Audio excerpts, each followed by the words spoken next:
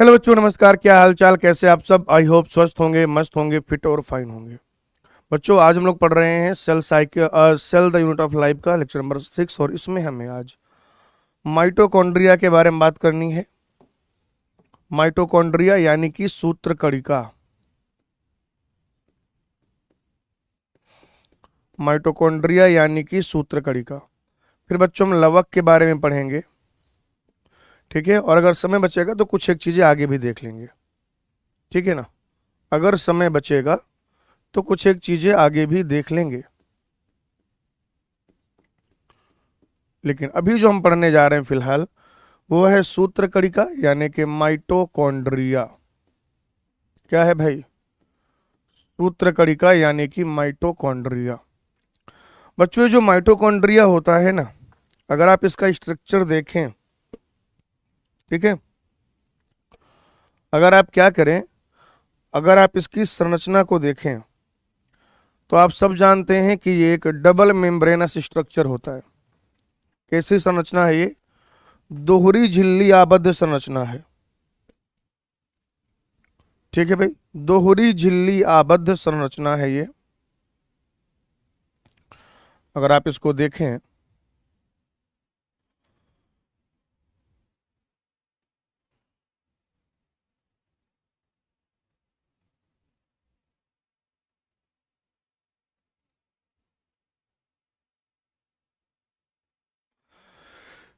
ठीक है, दो झिल्लियां हैं इसमें, एक आउटर मेम्ब्रेन है, एक इनर मेम्ब्रेन है। ये इसमें कुछ डीएनए पाया जाएगा, सर्कुलर और डबल स्ट्रैंडेड। इसके अलावा अगर आप देखेंगे तो ये राइबोसोम भी पाया जाएगा, 70 राइबोसोम यहाँ पर प्रेजेंट है। ये जो स्ट्रक्चर है जिसे आप क्रिस्टी कहते हैं, क्रिस्टी में ये कुछ और स्ट्रक्चर भी पाए जाते हैं, ये कुछ और संरचनाएं भी पाई जाती हैं बेटा। इस तरीके से जब आप देखते हैं तो ये कुछ और संरचनाएं भी पाई जाती हैं। ये जितने भी इनफोल्डिंग्स हैं, अंदर की तरफ अंतर्वलन है, इनफोल्डिंग्स हैं, उंगली नुमा जो स्ट्रक्चर हैं, उन उंगली नुमा संरचनाओं में ये कुछ बल्ब लाइक, या आप ऐसे कहेंगे कि लॉलीपॉप लाइक स्ट्रक्चर पाए जाते हैं। अब एग्जाम में थोड़ी लिख के आएगा लॉलीपॉप लाइक, तुमको समझाने के लिए बता रहा हूं मैं।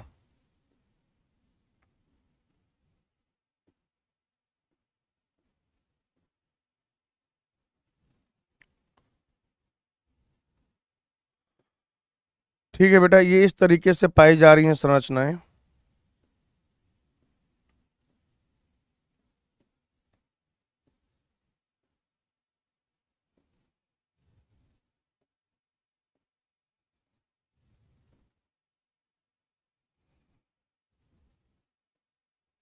ठीक है, इनको F0 F1 कण कह दिया जाएगा। बाकी का जो ये स्पेस बचता है, ये जो कुछ भी स्पेस है भाई इधर, ये सब माइटोकॉन्ड्रिया का मैट्रिक्स है। फ्लूइड पाया जाएगा, बहुत सारे एंजाइम पाए जाएंगे, आयंस पाए जाएंगे, मैग्नीज वगैरह, ये सब कुछ यहाँ पे पाया जाएगा। डीएनए प्रेजेंट है तो आरएनए भी ऑब्वियसली प्रेजेंट होगा। डीएनए प्रेजेंट है और इनका जो अपना डीएनए है उसका रेप्लिकेशन माइटोकॉन्ड्रिया के अंदर ही होता है, तो डीएनए पॉलीमरेज एंजाइम भी पाया जाएगा। डीएनए से आरएनए बनेगा तो आरएनए पॉलीमरेज एंजाइम भी पाया जाएगा। तो ऐसी बहुत सारी चीजें हैं जो यहाँ पे प्रेजेंट होंगी। ऐसी क्या हैं? बहुत सारी चीजें हैं जो यहाँ पर प्रेजेंट होंगी, याद रखिएगा आप। तो बच्चों, जो सबसे बाहर है इसको कह दिया जाएगा बाहरी झिल्ली। ये माइटोकॉन्ड्रिया की बाहरी झिल्ली है, आउटर मेम्ब्रेन है। और ये जो आप देख रहे हैं, अच्छा, बाहरी झिल्ली आप देखेंगे तो वो लगातार है, कॉन्टिन्यूअस है। और बाहरी झिल्ली जो होती है वो अधिक पारगम्य भी होती है। बाहरी झिल्ली जो होती है बेटा, वो अधिक पारगम्य भी होती है, अधिक पारगम्य। और फिर ये जो दोनों मेम्ब्रेन के बीच में स्पेस आप देख रहे हैं, या उससे पहले अगर हम लोग बात करें, ये जो आप अगर देख रहे हैं तो ये है भाई जी भीतरी झिल्ली, इनर मेम्ब्रेन जिसे आप कह सकते हैं, इनर माइटोकॉन्ड्रियल मेम्ब्रेन, भीतरी झिल्ली। ये भीतरी झिल्ली को जब आप बाहरी झिल्ली से तुलना करते हैं तो ये कम पारगम्य होता है, ठीक है ना, कम पारगम्य होता है। और साथ ही साथ ये लगातार नहीं होता, इसमें कुछ अंतर्वलन यानी कि इनफोल्डिंग प्रेजेंट होते हैं।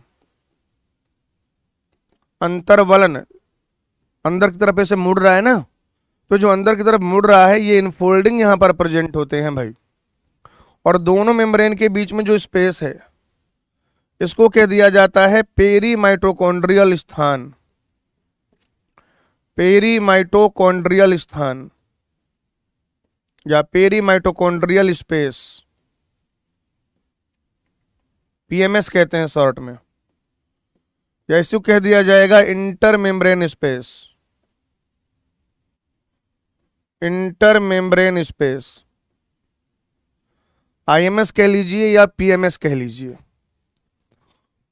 अंदर ये जो कुछ भी अट्रम सट्रम भरा हुआ है इसे कह दिया जाएगा अधात्री या मैट्रिक्स। ये सब जो कुछ भी है ये माइटोकॉन्ड्रिया का आधात्री है या आप कह सकते हैं कि मैट्रिक्स है, अधात्री या मैट्रिक्स। इसी अधात्री में राइबोसोम, डीएनए, ये सारी चीजें प्रेजेंट होती हैं। उसके बाद आप जो देख रहे हैं कि ये जो स्ट्रक्चर हैं, ये स्ट्रक्चर बेटा, ये जो इनफोल्डिंग्स बना रहे हैं ये, इनको कह दिया जाएगा क्रिस्टा या बहुवचन में कह दिया जाएगा क्रिस्टी। ये क्रिस्टी जो हैं ये भीतरी झिल्ली के अंतर्वलन है। क्या है बेटा ये भीतरी झिल्ली के अंतर्वलन है, भीतरी झिल्ली के इनफोल्डिंग है जो इनर माइटोकॉन्ड्रियल मेम्ब्रेन है। और ये क्रिस्टी क्या करता है बेटा, पृष्ठ क्षेत्रफल बढ़ा देता है। पृष्ठ क्षेत्रफल जो है ये सरफेस एरिया को बढ़ा देता है। यहीं पर आप देखिएगा बेटा कि ये राइबोसोम उपस्थित है और बेटा ये 70s राइबोसोम होता है। क्या होता है भाई, ये 70s राइबोसोम होता है, याद रखिएगा। अब इसमें ये जो कुछ स्ट्रक्चर पाए जा रहे हैं इनको कह दिया जाता है F0 F1 कण। क्या कह दिया जाता है भाई, F0 F1 कण, F0 F1 पार्टिकल, या बेटा इन्हीं को ऑक्सीसोम भी कह देते हैं, या फिर इन्हीं को क्या कह देते हैं, ऑक्सीसोम। आप जानते हैं कि श्वसन के दौरान जब वो ऑक्सीडेटिव फॉस्फोरिलेशन होता है तो एटीपी निर्माण में इनकी बहुत ज्यादा भूमिका होती है। श्वसन वाले चैप्टर में पढ़ाऊंगा मैं कि क्या भूमिका होती है, ठीक है ना। इनकी बेटा बहुत ज्यादा भूमिका होती है एटीपी निर्माण में, एटीपी निर्माण में। और ये हो गया इनका DNA, circular and double stranded, वलयाकार है और द्विकुंडलित है, वलयाकार है और द्विकुंडलित है। तो ये आप संरचना देख लीजिए बेटा, 20 सेकंड का समय है और फिर उसके बाद जो है मैं इसकी और जो डिटेल है वो आपको पढ़ाऊंगा।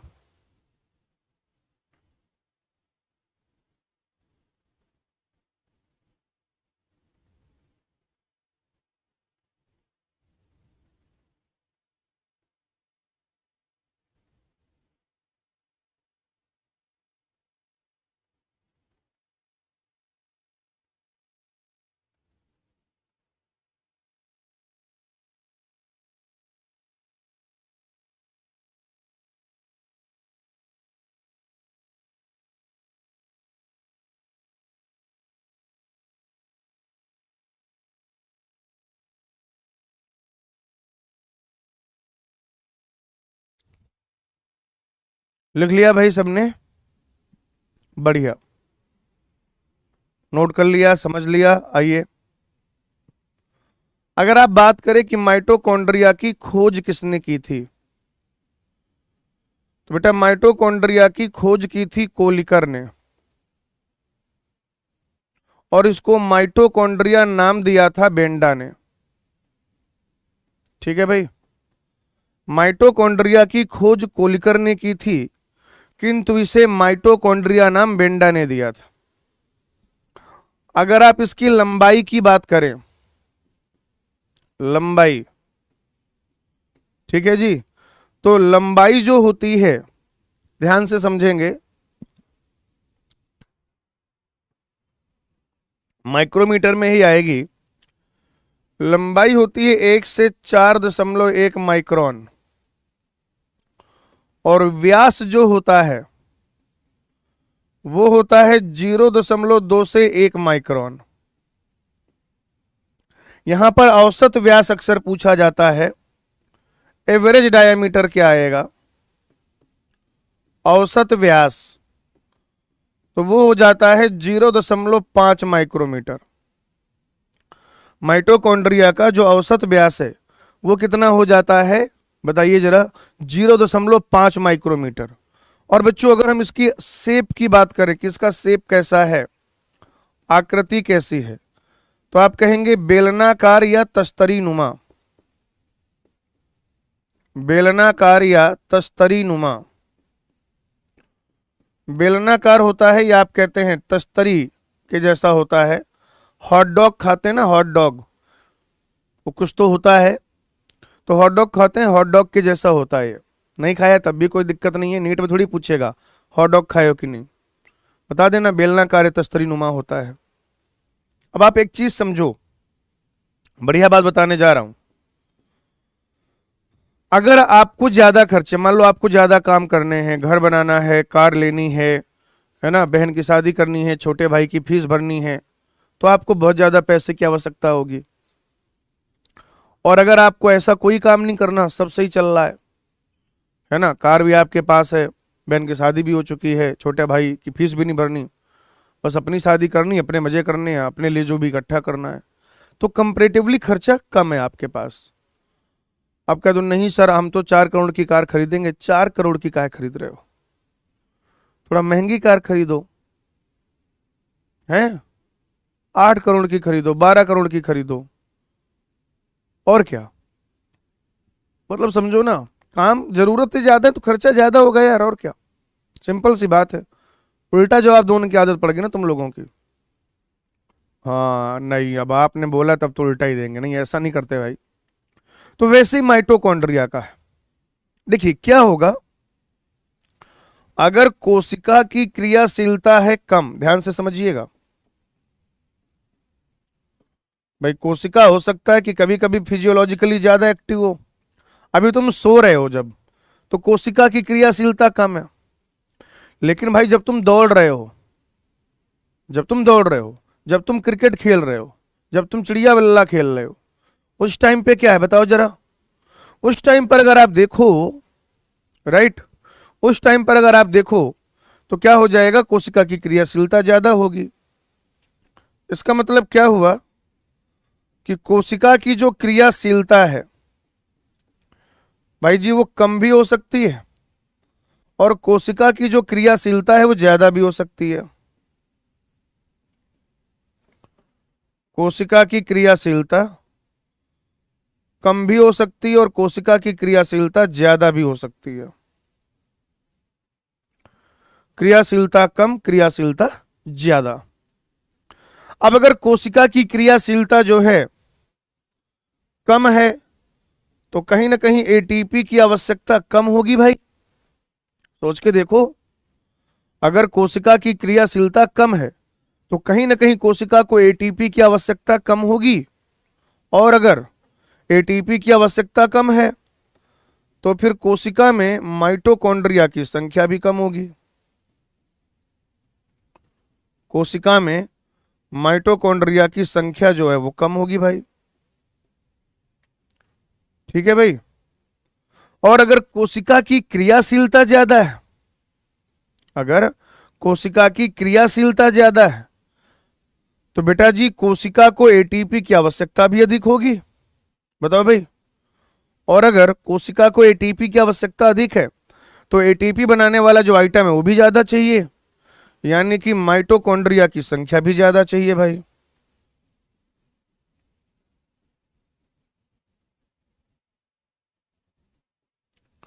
माइटोकॉन्ड्रिया की संख्या जो है वो आपको क्या चाहिए, ज्यादा चाहिए। यानी यहां से हम यह अनुमान लगा सकते हैं भाई कि माइटोकॉन्ड्रिया की जो संख्या है वह कोशिका की कार्य पर या कोशिका की फिजियोलॉजी पर निर्भर करती है। अगर सेल फिजियोलॉजिकली ज्यादा एक्टिव है, एटीपी की नीड ज्यादा है सेल को, ऐसी परिस्थिति में सूत्रकणिका यानी कि माइटोकॉन्ड्रिया की संख्या भी ज्यादा पाई जाएगी सेल के अंदर, अगर एक्टिविटी ज्यादा है, एक्टिव ज्यादा है सेल। लेकिन अगर कोशिका की क्रियाशीलता हो जाए कम तो एटीपी की आवश्यकता कम, तो फिर एटीपी बनाने वाला आइटम भी कम, यानी कि माइटोकॉन्ड्रिया की संख्या भी क्या हो जाएगी, कम हो जाएगी। माइटोकॉन्ड्रिया जो है उसको कहते हैं कि ये अर्ध स्वायत्त कोशिकांग है। माइटोकॉन्ड्रिया जो है अर्ध स्वायत्त कोशिकांग है, अर्ध स्वायत्त कोशिकांग। इसका मतलब क्या हुआ कि सेमी ऑटोनॉमस सेल ऑर्गेनल है।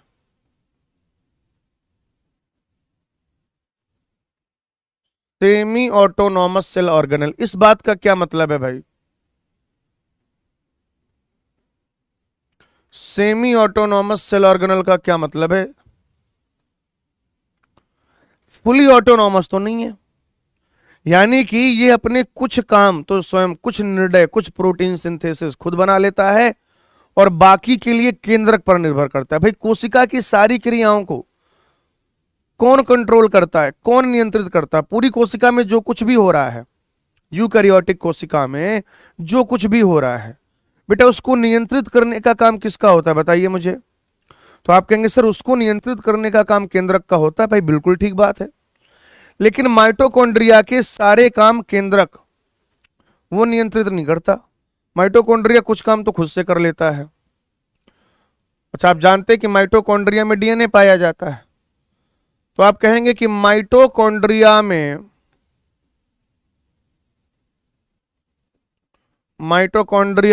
पाई जाने वाली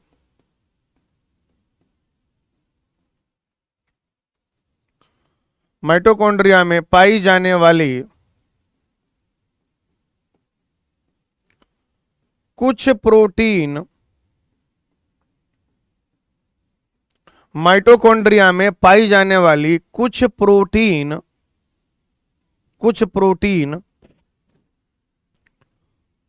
का संश्लेषण या कुछ प्रोटीन के संश्लेषण के लिए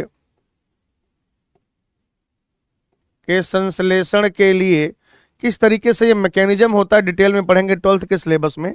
माइटोकॉन्ड्रिया में उपस्थित या पाई जाने वाले कुछ प्रोटीन के संश्लेषण के लिए माइटोकॉन्ड्रियल डीएनए जिम्मेदार होता है। माइटोकॉन्ड्रियल डीएनए जिम्मेदार होता है। माइटोकॉन्ड्रियल डीएनए जिम्मेदार होता है। माइटोकॉन्ड्रियल डीएनए जिम्मेदार होता है। माइटोकॉन्ड्रियल डीएनए जिम्मेदार होता है एवं शेष प्रोटीन के संश्लेषण के लिए शेष प्रोटीन के संश्लेषण के लिए शेष प्रोटीन के संश्लेषण के लिए शेष प्रोटीन के संश्लेषण के लिए केंद्रक में उपस्थित डीएनए जिम्मेदार होता है।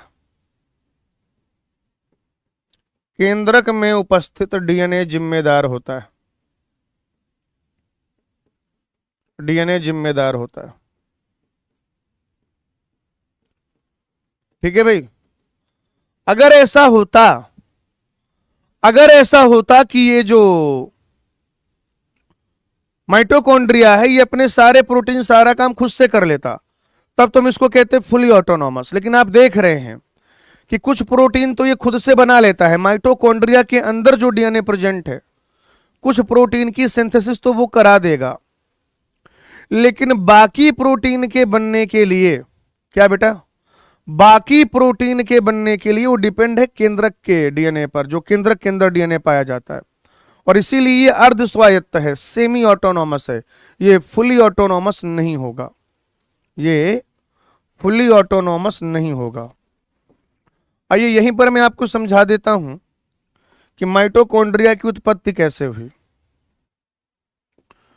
तो आप कहेंगे माइटोकॉन्ड्रिया की उत्पत्ति, माइटोकॉन्ड्रिया की उत्पत्ति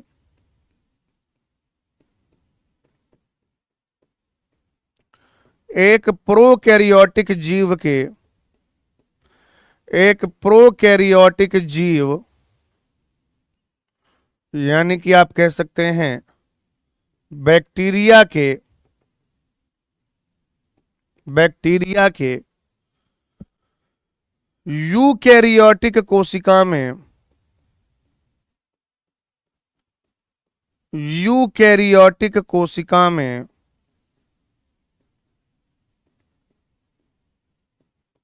इंडोसिम्बायोसिस से हुई,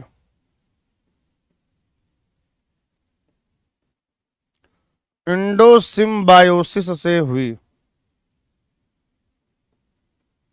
ठीक है भाई, माइटोकॉन्ड्रिया की उत्पत्ति एक प्रोकैरियोटिक जीव के यूकैरियोटिक कोशिका में इंडोसिम्बायोसिस से हुई। बेटा सिम्बायोसिस का मतलब क्या है, हम साथ साथ हैं, कहीं ना कहीं यही मतलब होता है। इंडोसिम्बायोसिस का क्या मतलब है कि हम साथ साथ हैं। क्या हुआ कि एक ये यूकैरियोटिक कोशिका थी और ये एक बैक्टीरिया था। एक क्या थी बेटा, यूकैरियोटिक कोशिका थी और एक बैक्टीरिया था। इस बैक्टीरिया को मजा नहीं आ रहा था, वातावरण में इसके लिए चीजें ठीक नहीं थी। इसने कहा मालिक हमको भी अपने अंदर छुपा लो। इस बैक्टीरिया ने, इस प्रोकैरियोटिक कोशिका ने यूकैरियोटिक कोशिका से कहा कि मालिक हमको भी अपने अंदर छुपा लो। तो इस यूकैरियोटिक कोशिका ने कहा ठीक है भाई, और आगे चल के ये जो प्रोकैरियोटिक कोशिका थी यही क्या हो गई, माइटोकॉन्ड्रिया में डेवलप हो गई। अब मैंने तुमको जितने मिनट में ये बात समझाई है उतने हजार सालों में ये काम हुआ पूरा डेवलपमेंट का। अरे इवोल्यूशन में चीजें धीरे धीरे घटती हैं, फिर अचानक से रिजल्ट पता चलता है, क्योंकि जब धीरे धीरे हो रहा होता सामने वाला आदमी देखते नहीं कि क्या हो रहा है, तब उस समय सामने वाला आदमी देखते ही नहीं कि क्या हो रहा है ना। तो ये इस तरीके से इसकी ओरिजिन हुई। और माइटोकॉन्ड्रिया का जो विभाजन है वो विखंडन के द्वारा होता है। आप कहेंगे माइटोकॉन्ड्रिया का विभाजन, माइटोकॉन्ड्रिया का विभाजन विखंडन के द्वारा होता है। माइटोकॉन्ड्रिया का विभाजन विखंडन के द्वारा होता है। यानी जब आप यहां पर देखेंगे बेटा ध्यान से समझिएगा, ये मान लो भाई एक माइटोकॉन्ड्रिया है, ठीक है, समझ जाओ। वो छोटे छोटे कण जो हैं F0 F1 कण वो दिखाई नहीं दे रहे। तो पहले क्या होता है कि अंदर ये जो मेम्ब्रेन है ना ये डिवाइड हो जाती है, देखो ऐसे बराबर मात्रा में।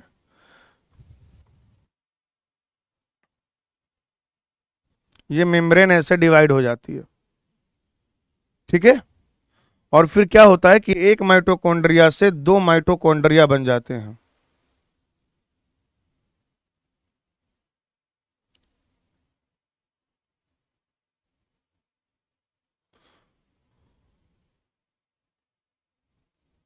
फिर क्या होता है बेटा, एक माइटोकॉन्ड्रिया से दो माइटोकॉन्ड्रिया बन जाता है। तो माइटोकॉन्ड्रिया का विभाजन जो विखंडन के द्वारा होता है। और जब विखंडन के द्वारा होता है तो पहले अंदर वाली मेम्ब्रेन वो जो है विभाजित होती है और फिर इस तरीके से आउटर मेम्ब्रेन का विभाजन होता है। देखिए इसको फटाफट से, फिर जो बचा हुआ माइटोकॉन्ड्रिया है वो पढ़ेंगे। 20 सेकंड का समय, मात्र 20 सेकंड।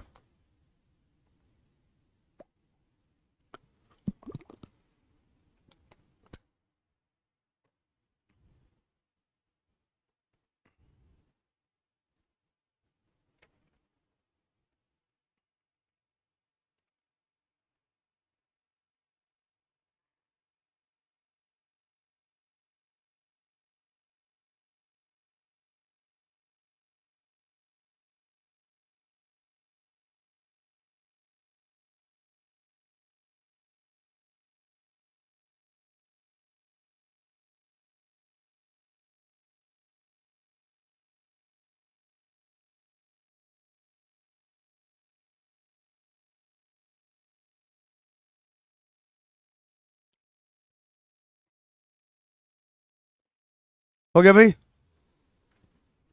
चलो सुनो, एक दो पॉइंट और है। जैसे माइटोकॉन्ड्रिया का अभिरंजन, मतलब कि स्टेनिंग, उसको कलर करने का काम, माइटोकॉन्ड्रिया का अभिरंजन, मनोरंजन नहीं रे, अभिरंजन, माइटोकॉन्ड्रिया का अभिरंजन जेनस ग्रीन बी से करते हैं। ये एक डाई का नाम है, जेनस ग्रीन बी एक डाई का नाम है। तो माइटोकॉन्ड्रिया का जो अभिरंजन है, वो स्टेनिंग, उसको कलर करने का जो कार्य है, वो आप जिस डाई से करते हो, जिस कलर से करते हो, उसका नाम होता है बच्चों जेनस ग्रीन बी। अच्छा, श्वसन वाले चैप्टर में आप पढ़ते हैं क्रेब चक्र। तो आप कहेंगे क्रेब चक्र के सारे एंजाइम, या ऐसे लिख लीजिए कि सक्सिनेट डिहाइड्रोजिनेज को छोड़कर, ये एक एंजाइम होता है सक्सिनेट डिहाइड्रोजिनेज, ये बच्चों एक एंजाइम होता है सक्सिनेट डिहाइड्रोजिनेज, जिसको कहा जाता है एचडीएच। तो बता रहे कि सक्सिनेट डिहाइड्रोजिनेज को छोड़कर, सक्सिनेट डिहाइड्रोजिनेज को छोड़कर क्रेब चक्र के अन्य सभी एंजाइम, क्रेब चक्र के अन्य सभी एंजाइम, अन्य सभी एंजाइम माइटोकॉन्ड्रिया के मैट्रिक्स में पाए जाते हैं। माइटोकॉन्ड्रिया के मैट्रिक्स यानी कि अधात्री में पाए जाते हैं। श्वसन वाले चैप्टर में बेटा क्रेब चक्र पढ़ते हैं। जब आप वायवीय श्वसन पढ़ रहे होते हो, जब आप एरोबिक रेस्पिरेशन पढ़ रहे होते हो, एरोबिक रेस्पिरेशन, तो उसमें ग्लाइकोलिसिस, उसके बाद लिंक रिएक्शन यानी कि योजक अभिक्रिया, और फिर क्रेब चक्र। तो बच्चों क्रेब चक्र के आप क्या दौरान देखोगे कि उसमें बहुत सारे एंजाइम प्रयोग में आते हैं। बेटा वो सारे एंजाइम जो हैं वो उपस्थित रहते हैं कहां पर? वो सारे एंजाइम उपस्थित रहते हैं मैट्रिक्स में माइटोकॉन्ड्रिया के। लेकिन एक ये एंजाइम है सक्सिनेट डिहाइड्रोजिनेज। ये जो सक्सिनेट डिहाइड्रोजिनेज एंजाइम है बेटा, ये यूकैरियोटिक सेल में कहां प्रेजेंट होता है बताइए? माइटोकॉन्ड्रिया की भीतरी झिल्ली में। अगर आप यूकैरियोटिक कोशिका की बात करें तो ये उपस्थित होता है माइटोकॉन्ड्रिया की भीतरी झिल्ली में, माइटोकॉन्ड्रिया की भीतरी झिल्ली में। प्रोकैरियोट में माइटोकॉन्ड्रिया तो नहीं होगा, लेकिन प्रोकैरियोटिक सेल में ये जो सक्सिनेट डिहाइड्रोजिनेज एंजाइम है, ये बेटा मीजोसोम में प्रेजेंट होता है। कहां पे प्रेजेंट होता है भाई? मीजोसोम में। और अगर मीजोसोम ऑप्शन में नहीं है तो अपन आंसर कर देंगे कोशिका झिल्ली, क्योंकि मीजोसोम क्या है? कोशिका झिल्ली का विस्तरण ही तो है। तो माइटोकॉन्ड्रिया की दोनों मेम्ब्रेन के अपने अलग अलग एंजाइम होते हैं, स्पेसिफिक एंजाइम होते हैं। ऐसा नहीं है कि कोई सा एंजाइम उधर भी पाया जा रहा है इनर मेम्ब्रेन में, कोई सा आउटर, ऐसा नहीं। आउटर मेम्ब्रेन के अपने अलग एंजाइम हैं, इनर के अपने अलग एंजाइम हैं। और ये क्रेब चक्र से संबंधित हमने बात कर ही ली है, ये पूछा भी जाता है। बच्चों अगर हम लोग कार्य की बात करें, कार्य की, तो ये बेसिकली क्या करेगा? ऑक्सीडेटिव फॉस्फोरिलेशन में हेल्प करेगा। ऑक्सीडेटिव फॉस्फोरिलीकरण। और जब ये मेनली ऑक्सीडेटिव फॉस्फोरिलीकरण में हेल्प करेगा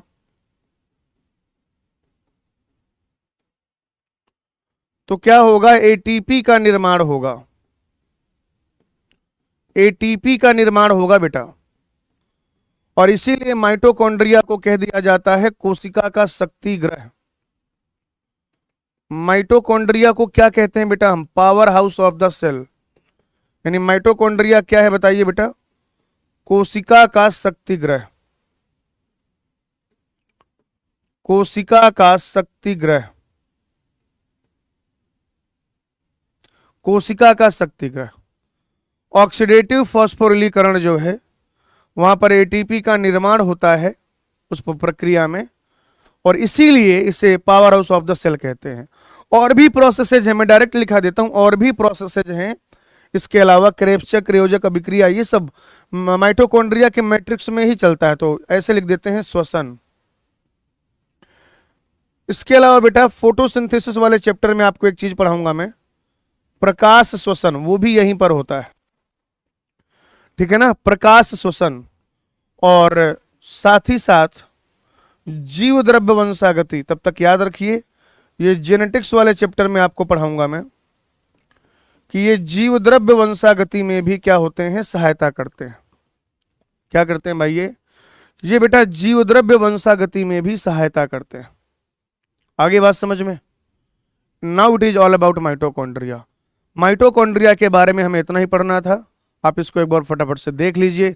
कोई दिक्कत है तो मुझे बताइएगा डाउट में, मैं आपका डाउट रिप्लाई कर दूंगा, नहीं तो हमारे जो एसएमई वाले फ्रेंड हैं वो आपको आपका डाउट जो है उसका आंसर बता देंगे।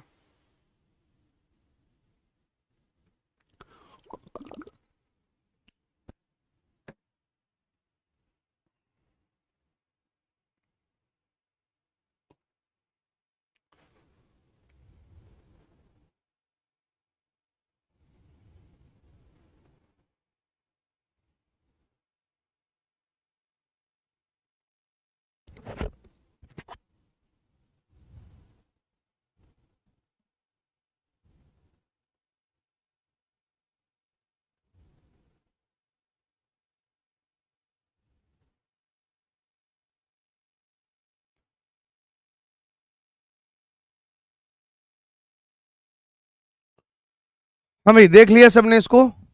आगे बात सबको समझ में यहां तक?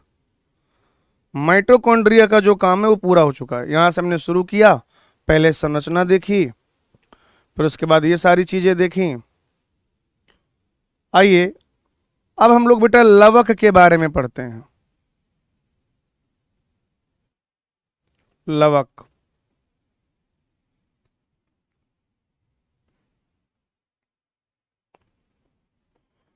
लवक यानी कि प्लास्टिड, ठीक है भाई, लवक यानी कि प्लास्टिड। आपको पढ़ना है 3 तरीके के लवक। क्या पढ़ना है भाई? आपको पढ़ना है 3 तरीके के लवक। एक अवर्णी लवक, दूसरा वर्णी लवक, और तीसरा हरित लवक। हरित लवक, लवक जो है बेटा ध्यान से समझिएगा, लवक जो हैं वो पाए जाते हैं पादप में और यूग्लिनॉइड में। पादप व यूग्लिनॉइड में उपस्थित, यूग्लिना वगैरह में, प्लांट्स में यानी कि प्लांट सेल में, और यूग्लिना जो होता है यूग्लिनॉइड्स में ये उपस्थित होते हैं। बेटा जितने भी प्रकार के लवक हैं, सभी प्रकार के लवक ध्यान से समझिएगा, ये एक संरचना है जिसको कहते हैं प्राक लवक। इंग्लिश में कह दिया जाता है प्रोप्लास्टिड। इंग्लिश में क्या कह दिया जाता है? प्रोप्लास्टिड। पहले जो एक संरचना बनती है उसको प्राक लवक ही कहा जाता है। बहुत ध्यान से समझिएगा मेरे भाई, एक समान संरचना से सभी प्रकार के लवक बनते हैं। एक स्ट्रक्चर बनता है, उसमें कुछ चीजें डेवलप होती हैं, अवर्णी लवक, कुछ और चीजें डेवलप होती हैं, वर्णी लवक, कुछ और चीजें डेवलप होती हैं, हरित लवक। अगर प्राक लवक ऐसे डिफरेंशिएट हो कि उसमें कोई भी वर्णक ना हो, क्या बेटा, या सीधे सीधे लिख लो वर्णक अनुपस्थित। क्या भाई? वर्णक अनुपस्थित है, अगर वर्णक अनुपस्थित है तो वो आगे विकसित हो जाएगा ल्यूकोप्लास्ट में या अवर्णी लवक में।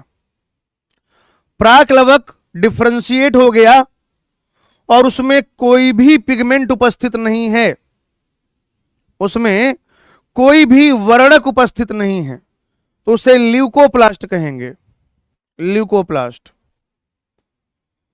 अगर उसमें कैरोटिनॉइड प्रेजेंट है, केवल और केवल कैरोटिनॉइड वाला पिगमेंट प्रेजेंट है, तो बेटा फिर उसे कह दिया जाएगा क्रोमोप्लास्ट।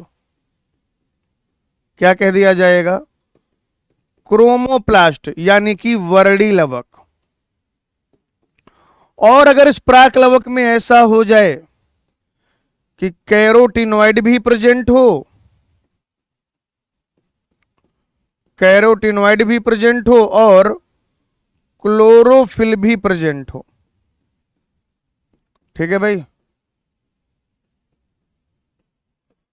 कैरोटिनॉइड भी प्रेजेंट हो और क्लोरोफिल भी प्रेजेंट हो, तो फिर ऐसे लवक को कह दिया जाएगा क्लोरोप्लास्ट,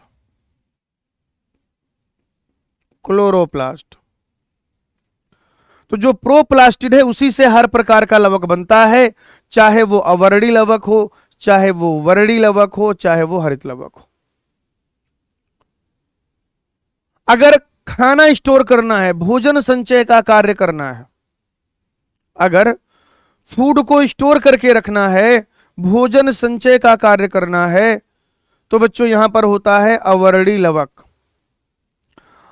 अगर परागणकारियों को आकर्षित करना है, अगर क्या करना है, अगर अपनी ओर परागणकारियों को आकर्षित करना है, तो परागणकारियों को आकर्षित करने के लिए रंग बिरंगा लवक जो है क्रोमोप्लास्ट, यानी कि वर्णी लवक। और बच्चों अगर फोटोसिंथेसिस करनी है, क्योंकि खाना भी तो बनाना पड़ेगा भाई बेटा, अगर फोटोसिंथेसिस करनी है, फोटोसिंथेसिस,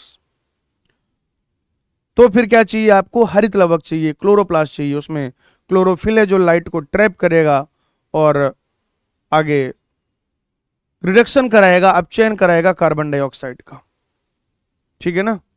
तो ये पूरी जो प्रक्रिया है, ये जो एडेप्टेशन है, कहीं ना कहीं अगर देखा जाए, ये भोजन के स्टोरेज के लिए, ये आकर्षित करने के लिए, और ये प्रकाश संश्लेषण के लिए। बेटा जितने भी प्रकार के लवक होते हैं, जितने भी प्रकार के लवक होते हैं, आप कहेंगे सभी प्रकार के लवक, सभी प्रकार के लवक दोहरी झिल्ली से आबद्ध होते हैं। याद रखिएगा, जितने भी प्रकार के लवक हैं बेटा, वो सब के सब डबल मेम्ब्रेनस होते हैं। सभी प्रकार के लवक दोहरी झिल्ली से आबद्ध होते हैं,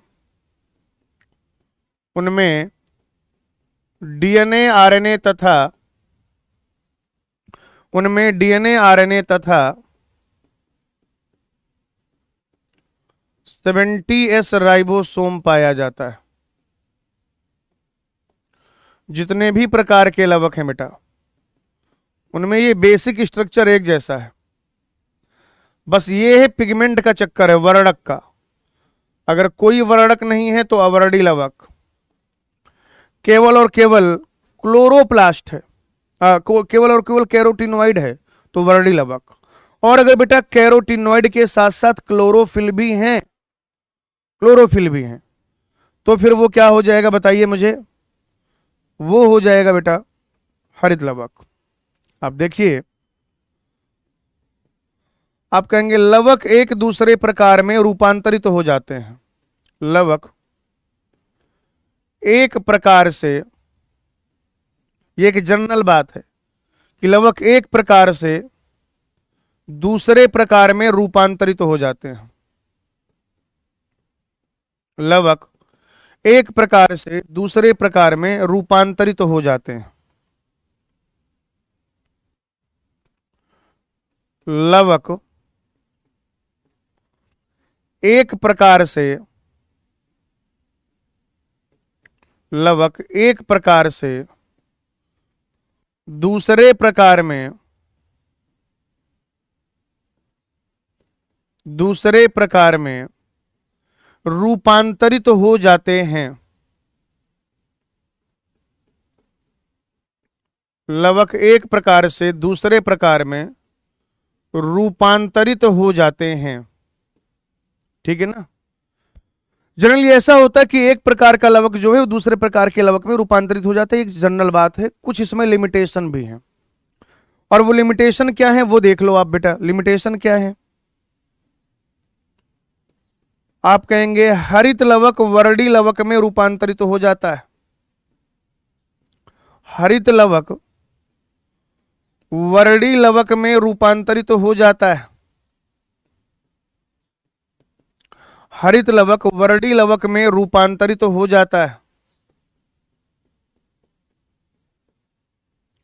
हरित लवक वर्णी लवक में रूपांतरित हो जाता है। किंतु किंतु वर्णी लवक हरित लवक में रूपांतरित नहीं होता। किंतु वर्णी लवक हरित लवक में रूपांतरित नहीं होता। हरित लवक में रूपांतरित नहीं होता।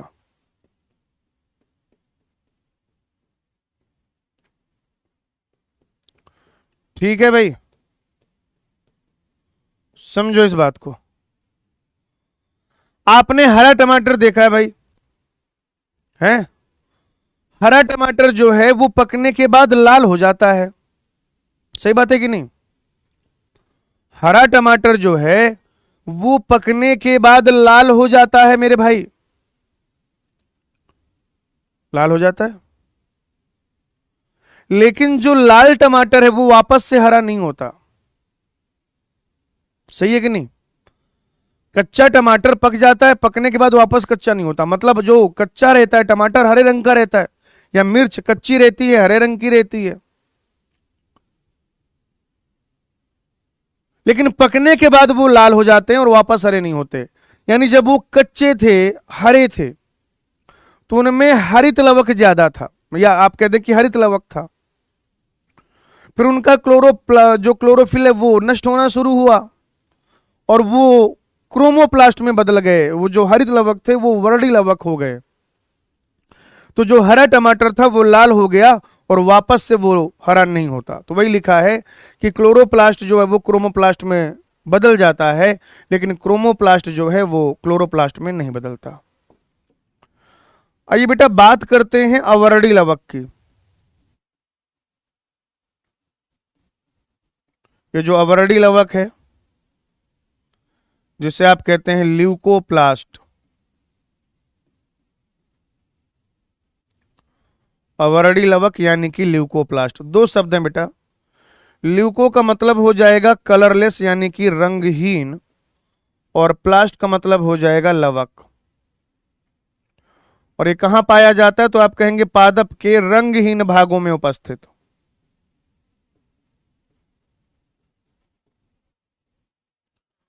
पादप के रंगहीन भागों में उपस्थित।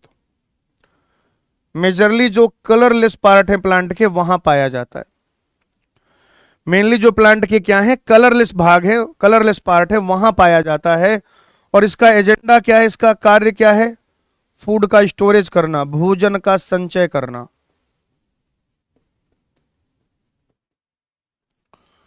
भोजन का संचय करना इसका एजेंडा है। हो सकता है कि ये तेल का संचय करे,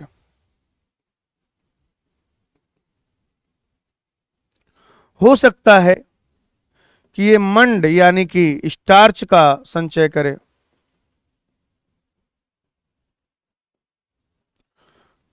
एनसीईआरटी कहती है जैसे कि आलू में, पोटैटो में।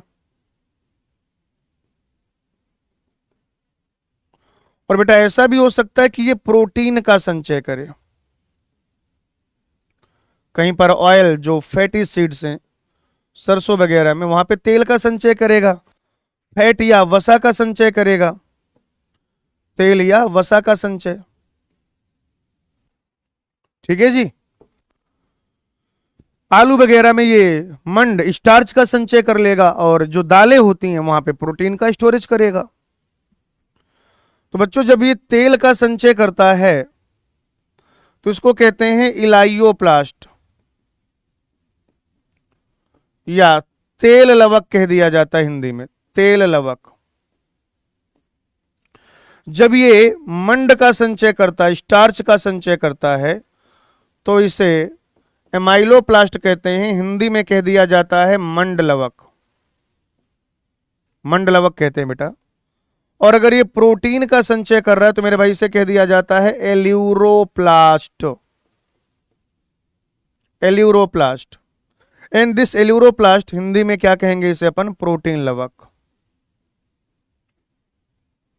ठीक है ना, प्रोटीन लवक। ये देखो भाई लवक का परिचय और थोड़ा सा अवर्डी लवक के बारे में, इतना हमने यहां पे पढ़ लिया है। आप इसको फटाफट से देखिए फिर आगे बढ़ेंगे।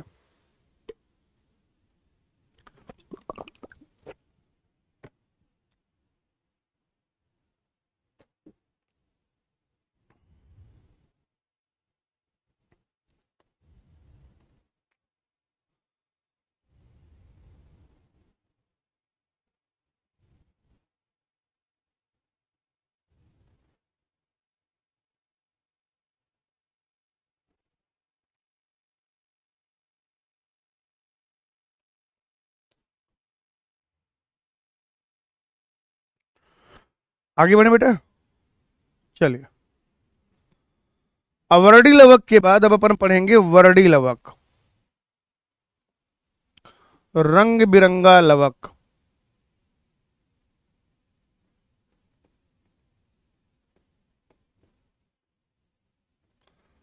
वर्डी लवक यानी कि क्रोमोप्लास्ट।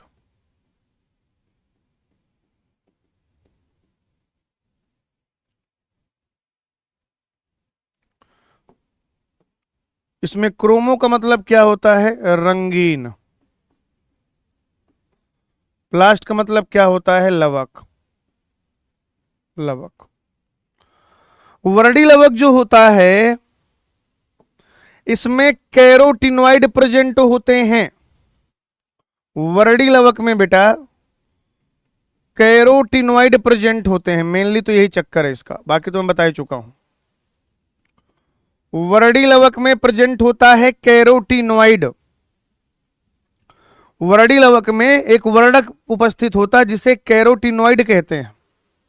और बच्चों ये जो कैरोटिनॉइड हैं, ये कैरोटिनॉइड वसा में विलेय होते हैं, यानी कि नॉर्मल पानी से हाथ धुलेंगे तो नहीं साफ होगा ये, और जल में अविलेय होते हैं।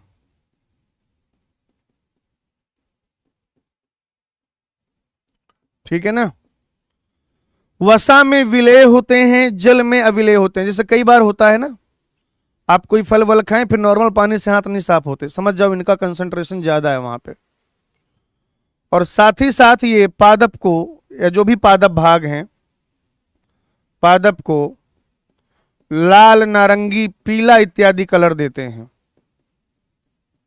लाल, नारंगी, पीला इत्यादि कलर, पीला इत्यादि रंग प्रदान करते हैं, रंग प्रदान करते हैं। और ये जो कैरोटिनॉइड होता है बेटा, कैरोटिनॉइड की होती हैं दो कैटेगरी।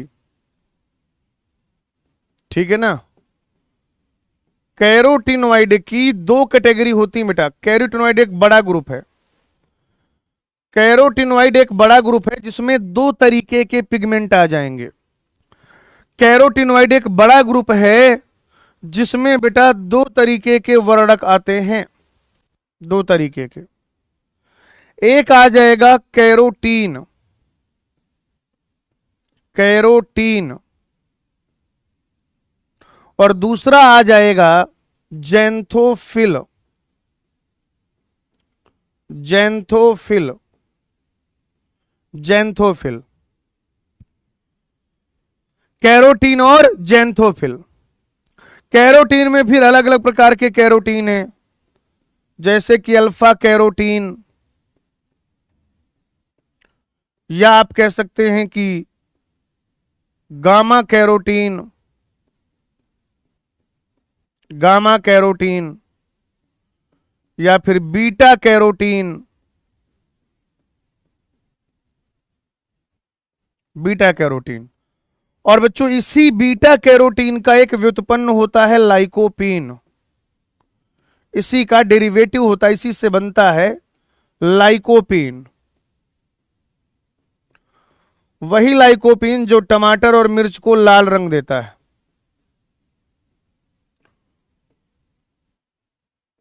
वही लाइकोपीन जो टमाटर और मिर्च को लाल रंग देता है।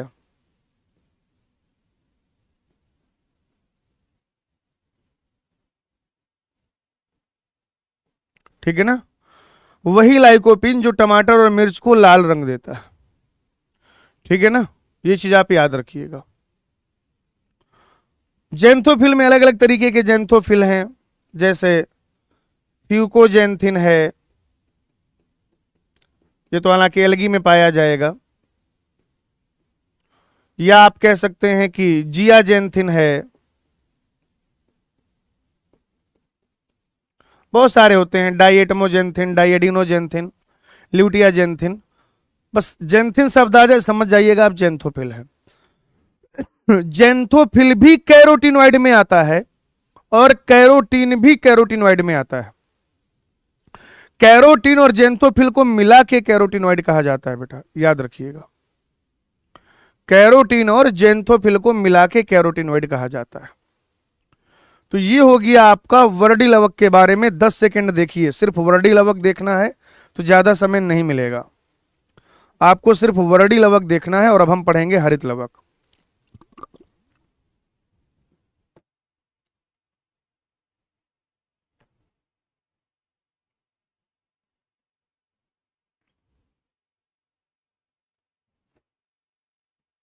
देख लिया भाई?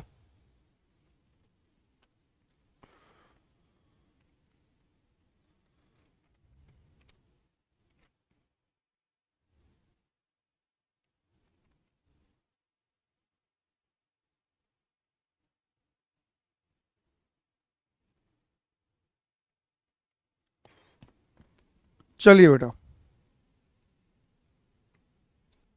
अब हम लोग पढ़ेंगे हरित लवक के बारे में, अर्थात क्लोरोप्लास्ट के बारे में।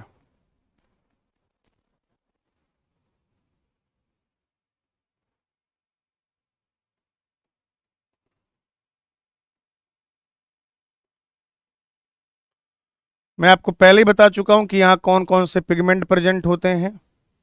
आइए जरा इसकी संरचना देखते हैं भाई, इसकी जो है संरचना देखते हैं बेटा।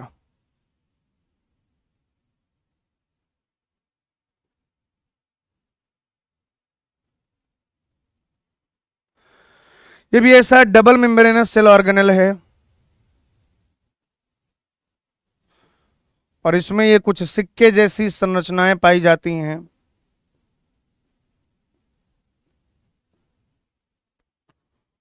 और ये जो सिक्के जैसी संरचनाएं हैं, तो सिक्के जैसी एक संरचना को कह दिया जाता है, क्या कह दिया जाता है? थैलाकोइड। एक एक करके मैं आपको डिटेल समझाता हूं, यहां पर कोई टेंशन की बात है नहीं अपने को। ये हो जाएगा 70S राइबोसोम, और ये हो जाएगा इसका डीएनए। बाकी फिर इसमें बहुत सारी चीजें, बहुत सारे एंजाइम प्रेजेंट होंगे।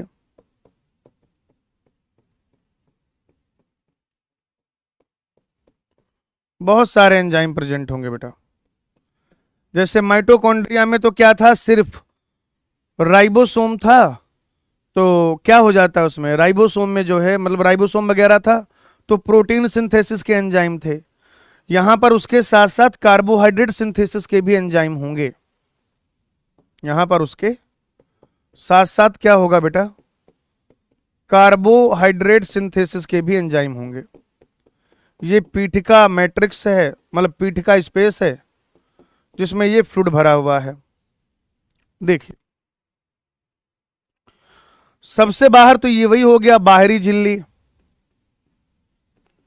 अधिक पारगम्य। बाहरी झिल्ली यानी कि अधिक पारगम्य।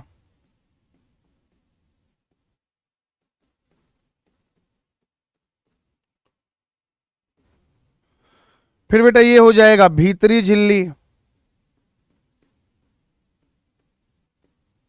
भीतरी झिल्ली, और ये जो भीतरी झिल्ली है ये हो जाएगा कम पारगम्य।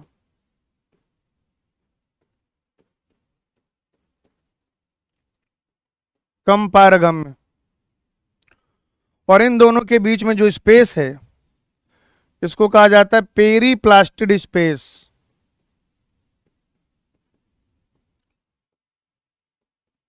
परिलवकीय स्थान, या वही इंटरमेम्ब्रेनस स्पेस भी कह सकते हैं, क्योंकि दो झिल्लियों के बीच की जगह है।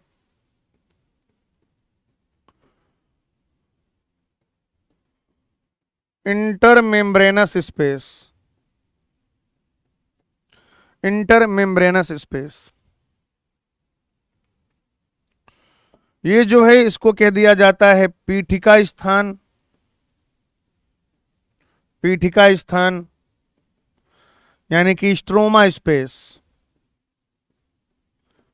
स्ट्रोमा। ये जो फ्लूइड भरा हुआ उसमें क्या क्या होगा बताओ जरा। ये सब तो होगा ही, राइबोसोम डीएनए। इसके अलावा आप कहेंगे प्रोटीन तथा कार्बोहाइड्रेट संश्लेषण के एंजाइम। प्रोटीन तथा कार्बोहाइड्रेट संश्लेषण के एंजाइम।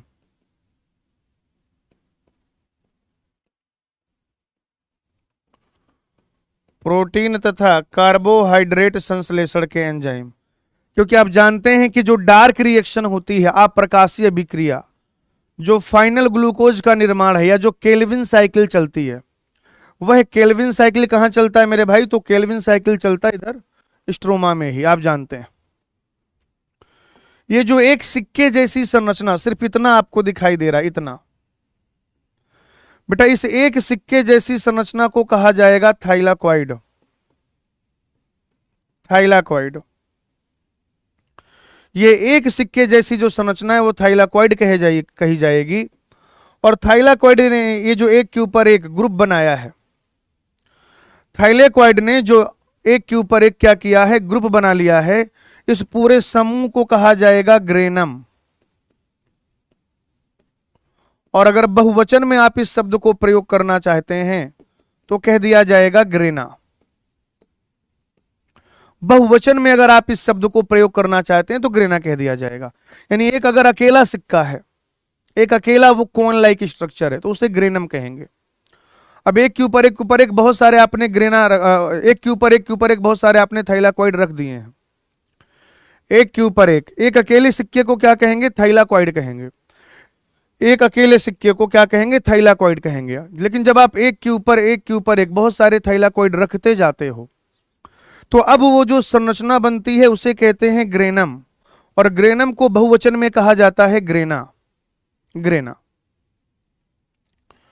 तो ग्रेना का जो थैलेकॉइड है, बेसिकली ये थैलेकॉइड जो ग्रेना बना रहा है, इसको कह दिया जाएगा ग्रेना थाइलाकॉइड। क्या कह दिया जाएगा? Grana thylakoid. ग्रेना थाइलाकॉइड, ठीक है ना, ग्रेना थाइलाकॉइड। और ये जो है ये हो जाएगा डीएनए, वही सर्कुलर डबल स्ट्रैंडेड, यानी कि वलयाकार द्विरज्जुक। ये जो संरचना है इसे आप राइबोसोम कह देंगे। बच्चों ये 70s राइबोसोम है। क्या है ये? 70s राइबोसोम है। और ये जो 70s राइबोसोम है, ये जो 70s राइबोसोम है, आप भली भांति जानते हैं कि 80s से छोटा होता है। यानी कि यूकैरियोटिक सेल के साइटोप्लाज्म में जो राइबोसोम होता है, यानी कि यूकैरियोटिक सेल के साइटोप्लाज्म में जो राइबोसोम होता है वो बड़ा होता है, और क्लोरोप्लास्ट के अंदर जो होता है वो छोटा होता है। और बेटा ये जो हमने दूसरे थोड़ा सा हरे रंग से बनाया है, इनको कहा जाएगा पीठिका पटलिका। है बेसिकली ये भी एक तरीके के थाइलाकॉइड है। पीठिका पटलिका या इंग्लिश में कह देंगे स्ट्रोमा लैमेले। इंग्लिश में क्या कह देंगे? स्ट्रोमा लैमेले, पीठिका पटलिका। ये हो गई बेटा संरचना क्लोरोप्लास्ट की, हालांकि इसमें तेल की बूंदे बूंदे भी पाई जाती हैं, ठीक है ना। तो ये हो गया आपका क्लोरोप्लास्ट का स्ट्रक्चर। एक बार फटाफट से देख लीजिए, फिर आगे बढ़ेंगे। बच्चों आप इसको एक बार फटाफट से देख लो, फिर आगे बढ़ेंगे।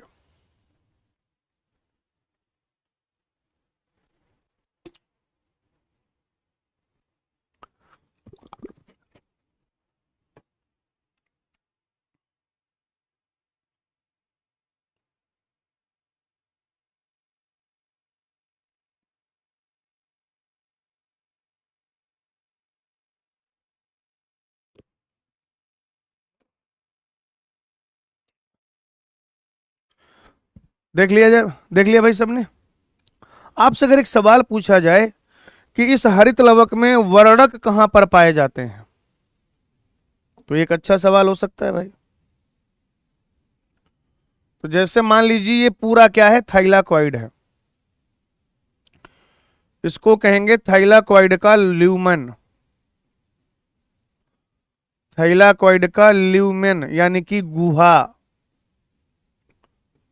एक खाली स्थान। जब आप किसी मेम्ब्रेन से किसी चीज को कवर कर दो, तो ये जो खाली स्थान है पूरा, इसको आप ल्यूमेन कह सकते हैं, ल्यूमेन। तो ये थाइलाकॉइड का ल्यूमेन है, और ये जो है ये थाइलाकॉइड की मेम्ब्रेन है, थाइलाकॉइड की झिल्ली है बेटा। ये क्या है? थाइलाकॉइड की झिल्ली है। और ये जो थाइलाकॉइड की झिल्ली है ना, इसी झिल्ली में पाए जाते हैं वर्णक। क्या पाए जाते हैं? वर्णक। वर्णक जो है, पिगमेंट जो है, क्लोरोफिल, कैरोटिनॉइड, वो थाइलाकॉइड की झिल्ली में पाए जाते हैं। तो अगर कभी कोई आपसे पूछे कि क्लोरोप्लास्ट में जो वर्णक है कहां पर पाए जाते हैं, तो आप कहेंगे कि क्लोरोप्लास्ट में, क्लोरोप्लास्ट में क्लोरोफिल तथा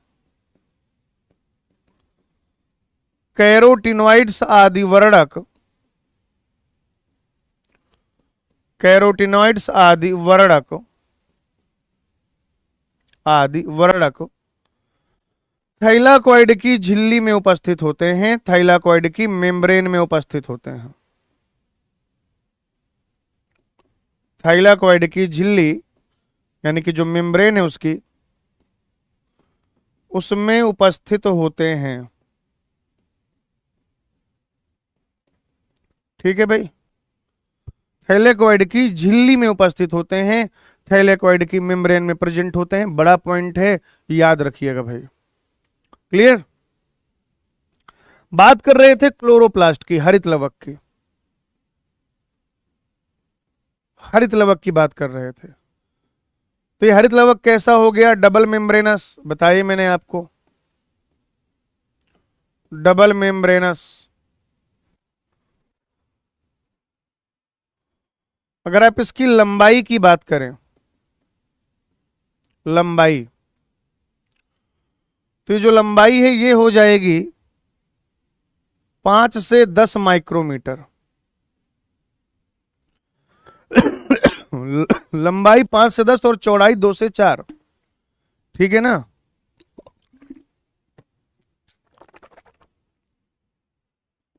लंबाई जो है 5 से 10 माइक्रोन, और चौड़ाई जो है 2 से 4 माइक्रोन। माइक्रोन का मतलब वही माइक्रोमीटर, 10 की घाते -6। ये होगी बेटा इसकी लंबाई चौड़ाई। अगर आप शेप की बात करें कि इसका शेप क्या होता है, अगर आप इसके शेप की बात करें, इसकी आकृति की बात करें कि कैसी कैसी आकृति का ये हो सकता है, तो बेटा ये प्लेट के जैसा हो सकता है, ये तस्तरी के जैसा हो सकता है, ये जालिकावत हो सकता है, ये तारा के आकार का हो सकता है। अलग अलग जगहों पे अलग अलग शेप का हो सकता है, ठीक है भाई। प्लेट लाइक, तस्तरी नुमा, जालिकावत, और या फिर ये हो सकता है तारा के आकार का। बच्चों अगर आप इसकी संख्या की बात करें तो संख्या में भी थोड़ा सा मामला क्या अलग अलग है। जैसे अगर आप क्लेमाइडोमोनास में देखें, जैसे अगर आप बेटा क्लेमाइडोमोनास में देखें तो बच्चों क्लेमाइडोमोनास में पाया जाता है ये एक प्रति कोशिका, एक प्रति कोशिका क्लेमाइडोमोनास में, वन इन ईच सेल। प्रत्येक क्लेमाइडोमोनास के अंदर, प्रत्येक क्लेमाइडोमोनास के अंदर एक पाया जाता है क्या, क्लोरोप्लास्ट, हरित लवक। लेकिन अगर आप मीजोफिल सेल की बात करें, पर्ण मध्योतक कोशिका की बात करें, अगर आप मीजोफिल सेल की बात करें, अगर आप पर्ण मध्योतक कोशिका की बात करें तो यह पाया जाता है 20 से 40 प्रति कोशिका, 20 से 40 प्रति कोशिका, 20 से 40 प्रति कोशिका। यानी कि एक सेल के अंदर, एक मीजोफिल सेल के अंदर 20 से 40 क्लोरोप्लास्ट पाए जाते हैं। बेटा फटाफट से इसको देख लीजिए, मैं एक बार साइड हट जाता हूं, 5 सेकंड का समय है, आगे बढ़ेंगे। उम्मीद करता हूं कि आपने देख लिया होगा। आ जाओ भाई आगे बढ़ते हैं, ठीक है ना। ये जो क्लोरोप्लास्ट है ये भी अर्ध स्वायत्त कोशिकांग है, वैसे ही इसका भी मामला, क्लोरोप्लास्ट भी अर्ध स्वायत्त कोशिकांग होता है। क्लोरोप्लास्ट भी अर्ध स्वायत्त कोशिकांग होता है।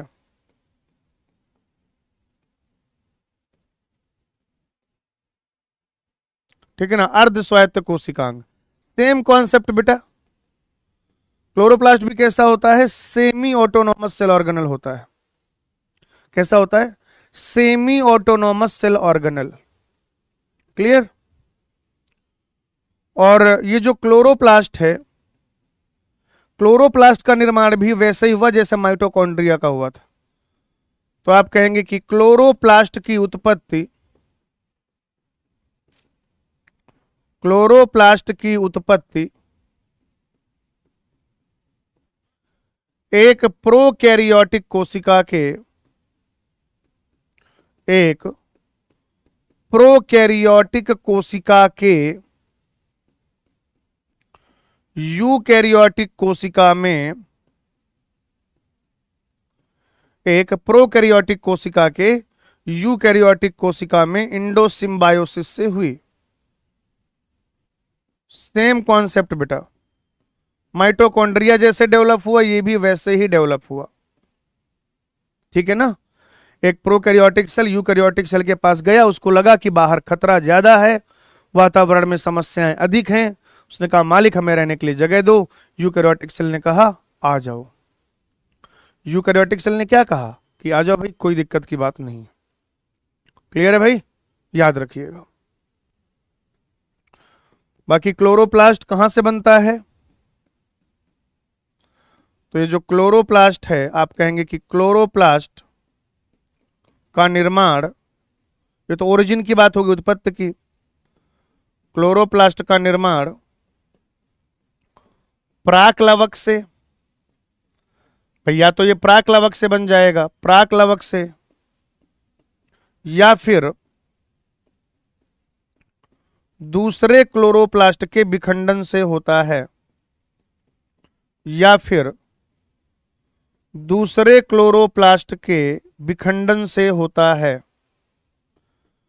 यानी कि या तो इनमें विखंडन हो जाए तो इनकी संख्या बढ़ जाए, और या फिर वो जो प्रारंभिक संरचना बनती है जिसे हम प्राक्लवक कहते हैं, वहां से इनका काम बन जाए। भाई बेटा कार्य की बात करते हैं।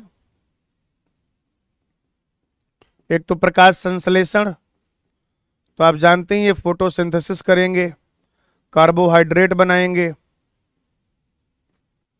ये प्रकाश संश्लेषण करते हैं, इसलिए इसको कह दिया जाता है कोशिका का रसोई घर,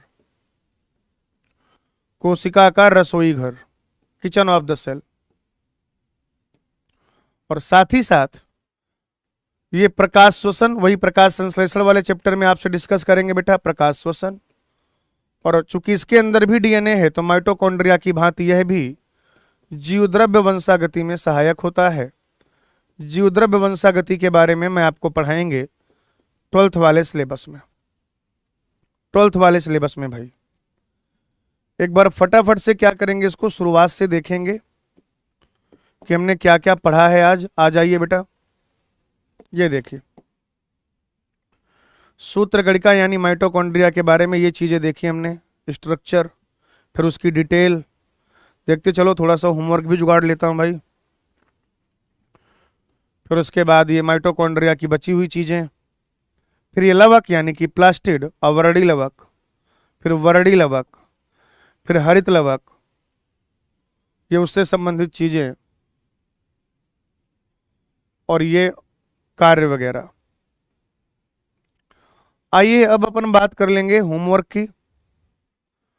तो बेटा एक्सरसाइज 4 में आपको करना है 21 तक, उसके पहले के सवाल, ये अपना जो मॉड्यूल है वहां से होमवर्क करना होता है।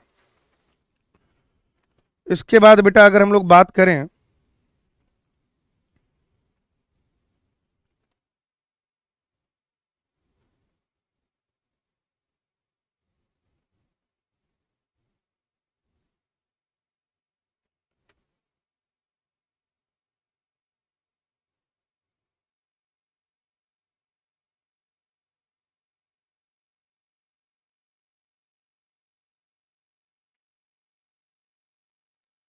एक्सरसाइज 1 में कर लीजिएगा आप 90 तक, एक दो सवाल नहीं बनेंगे अगर मान लो तो नेक्स्ट लेक्चर के बाद हो जाएंगे। इतना आपको ये करना है, ठीक है। आज बहुत ज्यादा पढ़ा दिया। माइटोकॉन्ड्रिया, सेल ऑर्गन और लवक दोनों बड़े सेल ऑर्गेनल है, बहुत सारे सवाल हैं इसके, तो क्वेश्चन प्रैक्टिस जरूर करिएगा, ठीक है। बाकी हंसते रहिए, मुस्कुराते रहिए, पढ़ते रहिए, लिखते रहिए, लेक्चर रिवाइज करते रहिए, डीपीपी सॉल्व करते रहिए, एनसीईआरटी रीडिंग करते रहिए। आपका ध्यान अपने लक्ष्य पर बनाए रखिए, खुद पर यकीन रखिए और हमेशा ध्यान रखिए जब तक फोड़ेंगे नहीं तब तक छोड़ेंगे नहीं। आज की कथा यहीं तक, आगे I will take it on next class. Thank you, धन्यवाद।